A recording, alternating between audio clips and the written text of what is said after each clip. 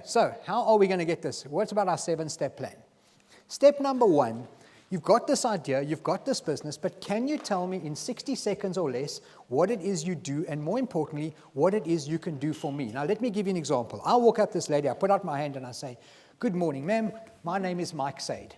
And she gives me this really nice big smile, but in her head she says, "So what?" And I said, "You know what? I've got a business called Brand Strategy." And she says, "So what?" "I've got clients all over the country. I'm wonderful." She says, "So what?" Then I say to her, "If you give me 15 minutes of your time, I can turn your whole business around for you."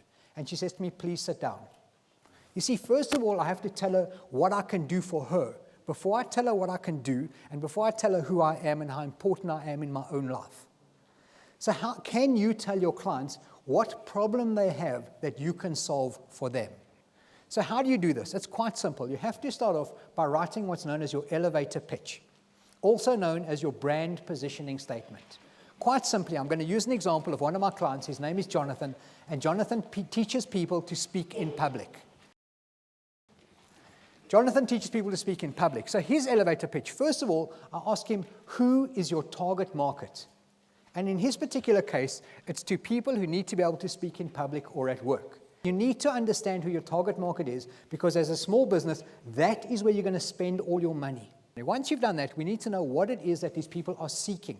What is their problem? There is a lot of money for small businesses to be made in solving other people's problems. So next thing, write out what it is that your target market's seeking. Once you've done that, give them what it is that you offer. I offer professional assessment and ongoing training. And then finally, the reason to believe. Why should they believe the statement that you've made? And that statement is, I have 10 years experience in coaching and mentoring of speakers. Now, this is known as his elevator pitch. If he got in the elevator and someone turned to him and said to him, "What exactly do you do?" he could tell them in 60 seconds or less exactly what he could do for them and why they should believe him. And it's very, very important. If you can please write this about your business, it'll change everything. You'll wake up every morning, you read it, you'll understand your target market. So use your thing. Exercise number 1 today, write your own elevator pitch. Write your 2, write your seeking, write your I offer, and write your reason to believe. And after you've done it, if you're not sure, if you think you might not have got it right, you drop me an email with your statement on it, and I will send you some comments on it with the greatest of pleasure. My email address will come up right at the end. Okay, now, how are you going to make yourself look more professional? Just by show of hands, how many of you have email addresses? Great. Now, how many of those email addresses finish off with Yahoo, Hotmail, Gmail, AOL, or I'm too cheap for my own domain.co.za? Okay, you can't do that. You cannot give people a business card with a Gmail or Hotmail account and a cell phone number and think they're going to give you their money. They're not. There's no credibility to it. You'd be amazed at the credibility that a simple domain has. Having your own domain, whatever it is, has credibility. Having a professional business card, making sure there are no spelling mistakes in your proposals, and whatever you do, please, the person you're writing to, don't spell their name wrong. Okay, because that's how that proposal goes straight in the bin. So I say to you, why don't you have this? Why don't you have a website? Because it's too expensive. No problem. I have a client. They do build websites. First of all, they'll send you 4 logos for 295 Rand with the greatest of pleasure. 4 simple logos. You can have your domain registered for 150 Rand. You can get 1 year's hosting for 295, and you can have a simple basic website built for about 295 Rand. There's really no excuse. And if you're going to move into social media, you can have a Twitter page, a Facebook page, and all this you can get at under 300 Rand.co.za. Small little business trying to get little businesses like yours out on the ground. But now I need to tell you, as a small business, it is a lot more important that we actually act professionally than we appear professional. And this is another place where we all fall down.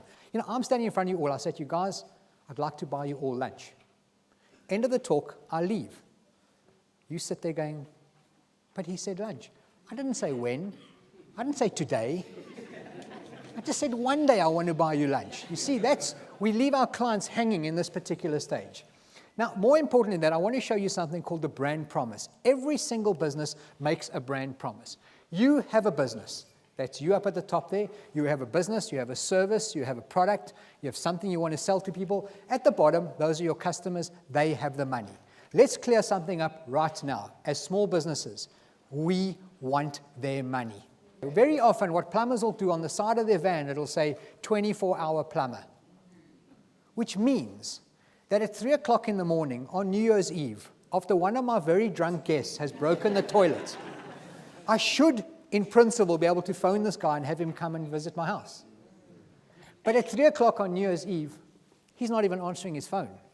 So that's a broken brand promise. When I walk into a 1-hour photo shop and I say to the guy, I'd like to have my film done, he says, come back in an hour and a half.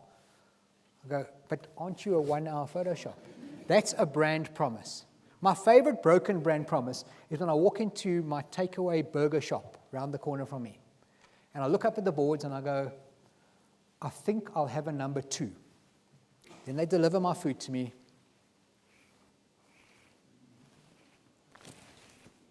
Nah. That's a broken brand promise as well. When you have to say to them, menus are a brand promise, everything, your website. So you make a brand promise, and then you either deliver or you don't deliver on that promise. Simple as that. And when you don't deliver, what happens is your customers get on the phone and they phone you up and they say, we are very unhappy. But nowadays, they don't even bother phoning you. What do? They go onto the internet. They go onto Facebook and Twitter and YouTube and hellopeter.com. So you make a promise, then you get this report back, and then your decision is, should I change my promise or should I change my delivery? But I can't stay the same. Should I employ someone to answer my phone from 6 o'clock in the morning until, 12 o'clock at night until 6 in the morning, or should I change my business to 18-hour plumbers? But the big mistake is not doing it at all. Yeah. Now, how many of you here employ people in your businesses? Do you have anyone who employs? Just a couple of. One day, hopefully, your business will be big enough and you will employ people. Now, something completely different happens. You whip yourself out, and smack bang in the middle, we put a staff member, or maybe a franchisee. Now, 2 really serious gaps emerge. The first one I call the communication gap. That's between you and your staff members. And the second one I call the delivery gap. That's between your staff members and the public. Now, if I were to ask all those people who've ever worked for a boss to please stay behind, and all those people that employ people to please leave, and I asked you what you thought of my graph, you'd say to me, nice graph, Mike. I understand it. Don't worry too much about the delivery gap. The problem is that idiot that I work for. The first time I heard we had a special was when the customer came in carrying the advert. He didn't even bother to tell me. How am I supposed to deliver service when that's how he treats me? If I asked all those that work for people to leave and only asked the bosses to stay behind, you'd say to me, nice graph, Mike. Don't worry too much about the communication gap.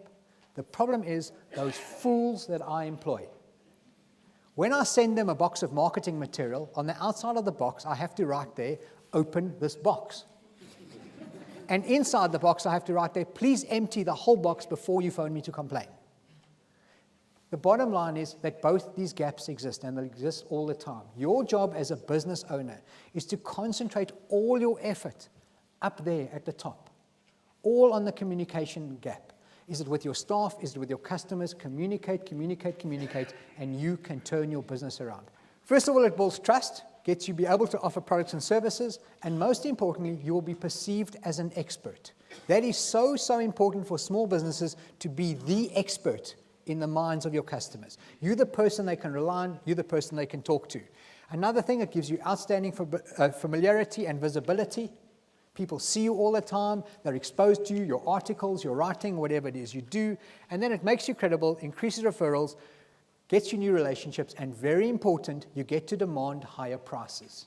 Why do all of this? Because basically all of that does is make you top of mind. And as a small business, if you're not going to be top of mind, you might as well be nowhere. You have to be people's first choice. You can't be their third or fourth choice. You have to be the business. I do corporate gifts. They must think about me first.